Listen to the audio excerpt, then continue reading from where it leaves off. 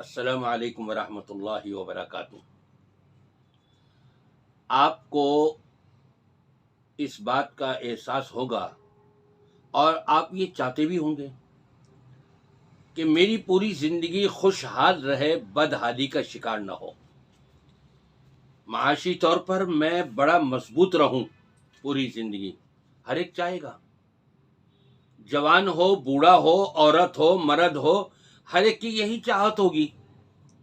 لیکن خوشحالی بھی ہمارے اپنے ہی اعمال کی بنا پر ملتی ہے اللہ کے فضل و کرم سے، اور بدحالی بھی ہمارے اپنے کرتوتوں کی بنا پر سامنے آتی ہے۔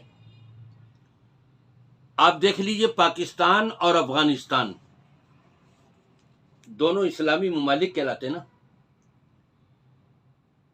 افغانستان میں انقلاب آیا، انقلاب لایا گیا، اور آنے والوں نے یہ اعلان کر دیا ہم بھوکے تو مر سکتے ہیں، لیکن عالمی برادری سے ہم سود پر قرضہ قطعاً نہیں لیں گے۔ اور اس پر جم گئے، ڈٹ گئے کہ قرضہ نہیں لینا، ہم نے کچھ بھی ہو جائے، سود پر قرضہ نہیں لینا۔ جبکہ افغانستان کی معیشت کی کیفیت یہ تھی آغاز میں ہی کہ اس کی جتنی بھی دولت تھی اس کے 3 حصے کیے جا سکتے ہیں۔ ایک حصہ یہ کہ جو سابقہ حکمران پارٹی تھی انہوں نے اپنے اپنے بینکوں میں، باہر کے بینکوں میں پیسے اکاؤنٹ میں جمع کیے ہوئے تھے اور بھیج دیے انہوں نے یہاں سے جانے سے پہلے ہی۔ دوسرا حصہ وہ جو افغانستان کے اندر بڑے بڑے تاجر تھے اور ان کو خدشات تھے سامنے، اس چیز کے پیش نظر انہوں نے اپنی دولت باہر کے اکاؤنٹ میں جمع کرا دی۔ نتیجہ کیا نکلا؟ جب باہر والوں نے افغانستان کی حکومت کو تسلیم نہیں کیا تو انہوں نے یہ سارے کے سارے اکاؤنٹ منجمد کر دیے، کوئی پیسہ نہیں ملے گا۔ تیسرا وہ جو افغانستان کے اندر تھوڑا سا کچھ بچ گیا تھا۔ اب آپ اندازہ لگائیے، 2/3 افغانستان کی دولت باہر جا چکی، 1/3 رہی صرف۔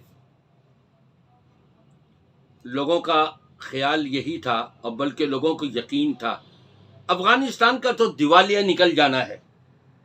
لیکن جب افغان حکومت نے یہ اعلان کیا ہم بھوکے تو مر سکتے ہیں لیکن عالمی برادری سے سود پر قرضہ ہرگز نہیں لیں گے، ان کے اس عزم پر رب تبارک و تعالی نے اپنے وعدے کے مطابق ان تنصروا اللہ ینصرکم، تم اگر اللہ کے دین کی نصرت کرو گے اللہ تمہاری مدد کرے گا۔ رب تبارک و تعالی نے ان کی مدد کری، اس بے حالی کے اندر ان کو کھڑا کر دیا۔ اور پاکستان میں آنے والی ساری حکومتیں، چاہے وہ نواز شریف کی ہو، چاہے وہ زرداری کی ہو، چاہے وہ دلاور کی ہو، چاہے وہ بھٹو کی ہو، چاہے وہ مشرف کی ہو، آنے والی ساری حکومتیں، ہو سکتا ہے بہت سے نام مجھے نہ آ رہے ہوں اس وقت اور نہ لے سکوں میں، لیکن پاکستان میں آنے والی ساری حکومتوں نے سود پر قرضہ لیا، گویا کہ رب سے جنگ کا اعلان کر دیا، اور رب تبارک و تعالی ان کو ذلت اور رسوائی کے گڑھے میں نیچے لے کے جا رہا ہے۔ یہ مرتے جا رہے ہیں، مٹتے جا رہے ہیں، غربت پر غربت بڑھتی چلی جا رہی ہے۔ اربوں خربوں قرضہ لینے کے باوجود پاکستان ترقی کیوں نہیں کر سکا؟ بنیادی چیز ہے کہ یہ حرام سود کھا رہے تھے، اپنی معیشت کو حرام کے اوپر چلانا چاہ رہے تھے، رب نے ان کو گرا دیا ہے۔ اور جتنے بھی حکمران آئے تقریباً سارے ہی چور نکلے۔ انہوں نے اپنی جیبیں بھری، عوام کے لیے کیا کیا؟ ہو سکتا ہے 5% یا 10% عوام کے لیے یا 20% لگا دیا ہو اور باقی سارا اپنی جیبوں میں بھرتے چلے آئے؟ ساری حکومتوں کا، ساری وزارتوں کا یہی کچھ رہا۔ آپ دیکھیں دوسرے بڑے بڑے ملک ہیں، وہاں پر اتنے وزارتیں نہیں ہیں جتنی وزارتیں ہمارے پاکستان میں قائم کی ہوئی ہیں، اور مال لوٹ رہے ہیں بہت۔ غریبوں کو 250 روپے کا لیٹر پیٹرول مل رہا ہے، اور ان وزیر وزراء کو 5-5 ہزار لیٹر پیٹرول فری میں مل رہا ہے۔ یہ کون کھا رہے ہیں؟ یہی وزراء تو کھا رہے ہیں، آنے والے جن کو آپ نے ووٹ دیے تھے، وہی تو یہ حرامی پن کر رہے ہیں، جبھی تو غربت آ رہی ہے۔ آپ دیکھیں کہ اب پاکستان کے اندر $1 200 سے اوپر گیا ہوا ہے، 200 سے اوپر۔ اور افغانستان میں دیکھ لیں کہ جہاں کے بارے میں لوگ کہہ رہے تھے ان کا تو عنقریب دیوالیہ نکلنے والا ہے، وہاں پر ڈالر 87-88 روپے کا ہے۔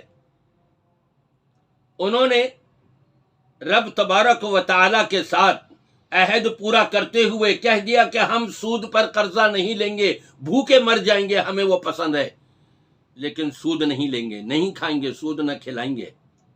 رب نے ان کو اٹھا دیا، ترقی کر دی اتنے سے عرصے کے اندر، اور پاکستان کو بنے ہوئے 75 سال کے لگ بھگ ہو رہے ہیں۔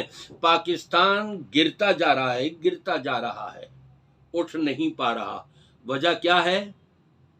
کہ حکومتوں کے ذہنوں میں، عوام کے ذہنوں میں ڈالر ہیں، ڈالر،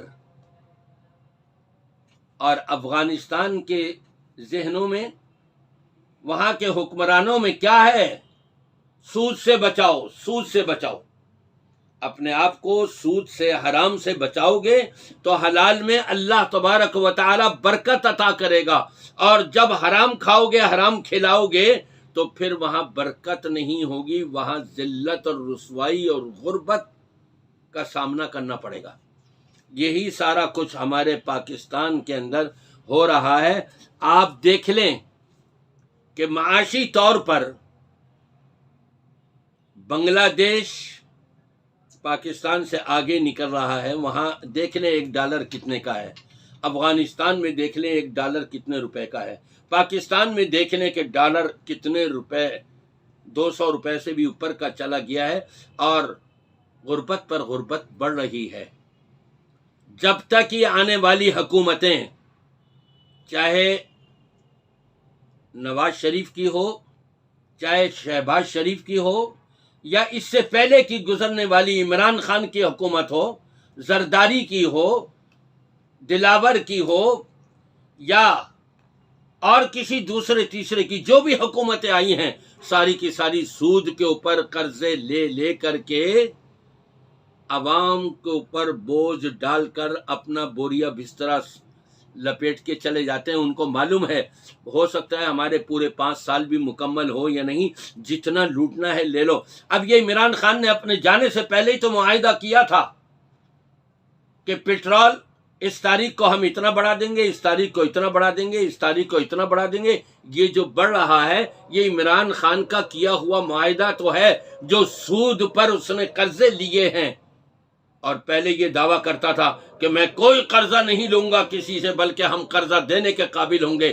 قرضہ دینے کے قابل کیا، اس نے تو پاکستان کو مات کر دیا بالکل۔ جاتے جاتے بھی اپنے بعد والوں کے لیے مشکلات پیش کر دیں کہ اب پیٹرول تو بڑھانا پڑے گا، تم کو معاہدہ عمران کر کے گیا ہے اور سر پر اس حکومت کے پڑ گیا ہے۔ میری دعا ہے کہ اللہ تبارک و تعالی ان ساری حکومتوں سے، ان سارے چوروں سے ہم کو نجات عطا فرمائے، اور یہاں پاکستان میں اسلامی انقلاب آ جائے۔ اور یہ دعوت، یہ پکار، یہ للکار آج کی نہیں بلکہ سالہ سال سے نوشتہ دیوار کے ایڈیٹر سید عتیق الرحمن گیلانی صاحب اللہ ان کی حفاظت فرمائے، اللہ تعالیٰ ان کی سعی کو اپنی بارگاہ میں مقبول و منظور فرمائے۔ وہ بڑی تیزی کے ساتھ یہ آواز بلند کرتے چلے آ رہے ہیں اور آگے قدم بڑھاتے چلے آ رہے ہیں کہ یہاں اسلامی انقلاب آئے گا، تب انشاءاللہ تعالی بہتری ہوگی۔ جب تک اسلامی انقلاب نہیں آتا اس وقت تک پاکستان ذلیل اور رسوا ہوتا چلا جائے گا۔